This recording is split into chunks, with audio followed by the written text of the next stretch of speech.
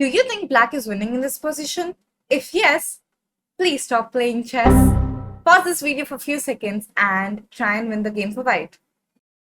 This is a concept called mating net, where there is no mate immediately, but we have to make steps towards the mate and try and trap the opponent's king from escaping. And in this position, white has a mating net of bringing the rook to the back rank and delivering the checkmate there, because bishop is protecting the rook and king squares are taken. So let's proceed towards it by bringing the rook to the back rank. Opponent does a cheeky move by moving the pawn here and making the space for the king to move when the check is given. So let's now take this pawn and move the pawn ahead and try to take the square from the king. A pro tip to all the people who want to make mating nets in the game: if you're trying to make one, pawns are your best friends to trap the king, and pawn supported with another pawn or a piece is even more W. Now, back to this game.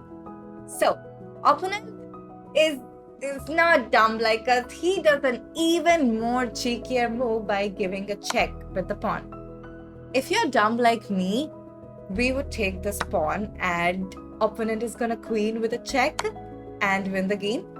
But I know you're not dumb like me, so we got to move up. Also, don't be dumb to move down, because the game's gonna get fucked again, because opponent queens with a check again and it's mate to out. Now, whatever the opponent does, it's gonna be a mate ultimately.